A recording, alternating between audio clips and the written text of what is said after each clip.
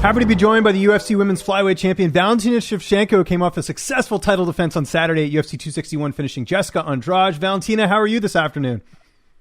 Everything good, everything perfect. Yes, I bet. What a win that was. Congratulations on that performance. Before we talk about the finish itself, how was it having the fans back? I know a lot of the fighters I spoke to really fed off the audience. Oh no, it was like the amazing things, the best what could happen. Yeah. It's, the energy, everything inside, it was like insane. It was so big, so huge. It's like, even it's very hard to express with the words. It's what I felt, and it's like, I was so energized leading to the fight, like this, walk out and see everyone screaming. It was big. It was very big. And it was a great performance from the opening bell. You looked in control of the entire fight. I know you expected to beat Jessica. I know you even expected to finish her. Did you expect to finish her in the second round? I thought that was a very impressive win. No, I didn't put in my head any what round it has to be. Right. I just knew that I have to do everything to make it happen earlier. And I think it was good that it's finished in the second round. Right. No, for sure. And you don't get paid by the hour, so it's good to get out of there as soon as you can. So that's that makes sense. One thing that was made leading into this fight was Andrade and how strong she is. How did she compare to other opponents in terms of her strength? I would say she is a strong person. She definitely has power, but probably their training partners who I was working leading to this fight, they were putting me much more power. That's why I was coming to the fight with that power that my training partners possessed to me, and this was different. And you took her down a number of times. You actually threw her down a few times. Was that part of the game plan, to get her to the ground and try and win via ground and pound? Actually, no. My game plan was just win, doesn't matter how. Okay, that's the most important thing, for sure. We were preparing everything. We were preparing in striking. We were preparing in wrestling and grappling and everything. Because you never know how fight will go, right? And it's the most I didn't know actually if I because I definitely expect a lot of power in clinching, and I didn't know how it's gonna play. Would it be easier to go there or maybe harder? So I didn't know. Maybe it's gonna be better to go in a distance and fight, strike with her. So I didn't know how it's gonna be during the fight, but definitely we was getting ready to be ready for anything. And and it's just when situations come, you have seconds to decide what you're gonna do. And looks I decided to wrestle her. Right. Well, it worked out well. Like I said, you got the second round finish, which was a great performance. There were a lot of good performances on the card, including someone I know you've trained with before, Rose Namajunas. What did you think of her head kick knockout over Weili Zhang? I thought that was a very, very, very fantastic win on her end. I'm very happy for Rose. I'm happy for that she's regained her title. She's again UFC champion now, more with more deeper feeling, more understanding, more things. She really know how hard is it, and now she's never will let it go. Doesn't matter what. And I'm really happy for her because she did very good. I told from the beginning that she's gonna. You called it. You called it. I'll give you credit. Remember, we talked before. You said Rose was going to beat her, and Rose is the underdog, believe it or not. So you were right on that. I know, because I know it's from one side, it's one thing that you just see, and all fans or they just see the fights, they don't go deeper. But another thing, when you actually know what you're speaking about. Right. No, I agree with that. Now let me ask you this though: did you expect Rose to finish her in the first round with a head kick? I think that was a bit surprising, or did you expect that?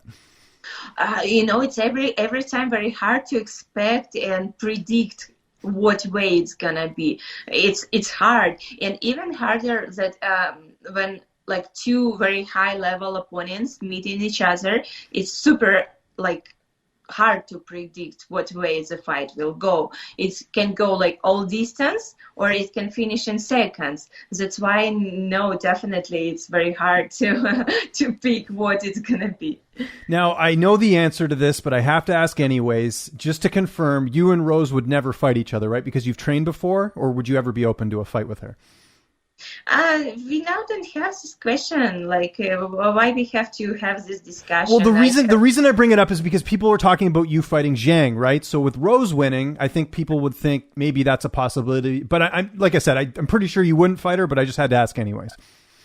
It's not kind of like I feel, or I think like in our own weight categories, like we have a lot of challengers, like very good names, very good like skillful fighters in 115, 125, 135. It's like a lot of good fighters, and we don't have so many weight classes, for example, as like male weight classes, right?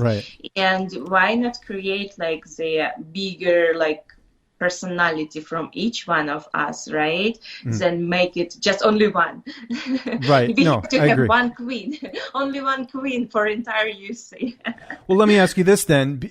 Zhang lost, obviously, and so, I think even for her she'd need to get a win or whatever. But if Zhang decided to move up to 125 and she won a fight, is that a fight you think could be possible with you fighting her? Or with her losing, do you think that's probably not likely that you two would fight, you and Weili Zhang?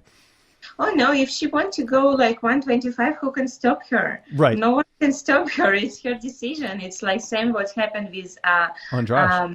With Jessica, right? It's like whatever, but yeah, she will have to have her like fight to claim her ties, that she's ready for title fight. Yeah, it's like this is how it's supposed to be, but yeah, I don't know what she's thinking. I assume they're gonna have rematch soon with Rose, right? So this is what it's like next step, and after it, but it's probably gonna be something that they will think about. Absolutely. Yeah. There's a lot of moving pieces that would need to take place for that to happen. Just had to ask anyways. Now there's a big fight coming up here, June 12th, I should say, Joanne Calderwood, Lauren Murphy. Is that sort of who you feel your next opponent will be? Because it seems like that's sort of a number one contenders fight. Probably, yes. Probably they are, because they're on top ranked like fighters. I didn't fight them yet. Right. Yeah, and it's like what we are, May, June. It's very soon. Yeah, right. Yeah. Maybe, yes, the winner is going to be next challenger. I don't know yet. Okay. Is that something you've spoken to the UFC about, or your management has, about who could be next for you? Is that something you've discussed? I never speak that fast about next fight. Right. You gotta enjoy this win. I understand that. That's for sure. Let me ask you this though. Dana White was asked about you fighting Amanda Nunes, the trilogy fight. Now, of course, Amanda is going to be fighting Juliana Pena coming up in a few months, but Dana White came out and said he wasn't interested in that. Were you surprised to hear that? Because your second fight with Amanda was very close, and I think a lot of people do want to see a trilogy fight. I think that if everything, like I said before, if everything gonna be the same way, she continue be successful, and like me the same, and it's just like it's gonna happen naturally, and without someone to force it, without someone to put pressure, without climbing like, give me this fight, I need this fight. No, I think even more interesting it's gonna be if it's happened naturally, when it's like there is like no other. This is only one way a fight to make happen, and I think it's going to be even bigger then. Do you have an idea of when you'd want to have your next fight? We talked about the Murphy and Calderwood fight. Am I assuming in the fall? Is that kind of when you're looking at, or when would you like to come back and have your next fight? Yeah, kind of like end of summer. Yeah, I think that's why I would have time to travel. I was going to ask you about that, yeah. To discover more places, more interesting stuff to do, and then to prepare for the fight too. Yes, that makes sense. And obviously, I know next your sister's fighting in a few weeks here. She's going to be taking on Andrea Lee. So I imagine for the next couple weeks, the focus is on Antonina and her fight. And then after that, you'll probably do some traveling, right? Yes, exactly. Today we already trained. I already was back to the gym. We did train at UFC PI. We have like great training. Antonina was working hard. And yes, we're going to have like 3 weeks before her fight. And yeah, I really hope, I really believe she will do amazing because training with her, I feel her power. She's very strong now everywhere. And yes, after the fight, when we come back, we will travel for like long time. We're gonna be like disappearing. Right. Yeah, you like that. And I love traveling as well. Do you have any places in mind where you plan to travel to? Not yet. I have like kind of like, no, better say I do have several places, but we didn't decide which one we go first. Okay. What are some places that you would like to go to? We were traveling like, west and east, right? But never in the middle. And I really would like to see like, and this is a good time actually, like summertime is the best time. It's not that cold for that region, right? Yes. So yeah, it would be amazing. Also, I very like to explore more like, Chicago area, Great Lakes, like all these sets side, and definitely Alaska. It's my dream for like about probably now 2 years, and I really like to discover Alaska too. That's great. Yeah, you fought in Chicago when you fought Jessica Andrade, right? It's a great city, so it's cool to kind of probably explore more of that, right, in Illinois.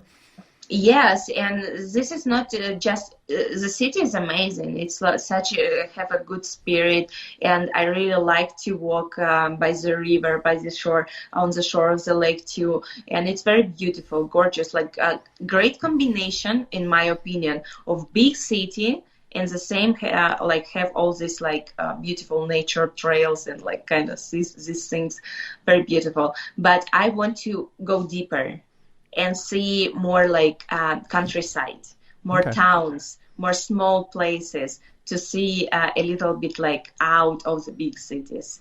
Have you ever thought of hiring a cameraman and following you around when you're traveling? Because I think that would be cool to see you go to these different places and, document it. Is that something you've ever thought of? Yes and no.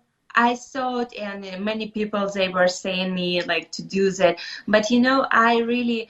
when there is a camera, you cannot enjoy your time. Yes, you want to disconnect, right? Yeah, that makes sense. Yes, it's every time you're thinking about like the camera. Yeah, you're thinking. You just cannot like just be quiet. Better say like that. I really like to be in a place and say nothing. Just feel the energy of the place, the smell of the air, like all this stuff, and be quiet. Don't speak anything. But when the camera is next to you, you have to speak. You have to express. Right, yeah, because you're worried about the camera. That makes sense. Okay, that's good. My last question before we go here, and again, I really appreciate the time. Did you watch the Ben Askren and Jake Paul boxing fight? Did you see the highlights? No, I didn't watch. I really, I don't know, everybody's speaking about Jake Paul, about like all these things with Ben Askren, but I didn't figure it out. What is that? What is the thing yet? Who are they? I mean, Jake Paul, definitely I know who's Ben Askren. Yeah. But I'm sure you heard that Jake Paul had finished Ben. Yeah, I mean, it's crazy. This is like celebrity boxing, right? That's what it is, so. Yes, I heard, I saw the result, but the whole conflict things, why they're angry at him, why he's like so like trying to provoke everyone. So I didn't like, I'm not in that things. I don't know what's happening there. Right. It's not even on your radar. I understand. That makes sense. Valentina, thank you so much for the time. It's always great chatting with you. Just remind people where they can find you on social media. And if you have any sponsors or shout outs, I'll give you the last word. I am Instagram, Twitter, Facebook, everywhere. I'm everywhere. Bullet Valentina, you can find me. Make sure to subscribe to the LowKick MMA YouTube channel for all the latest news, event previews, and interviews with some of the biggest stars in MMA.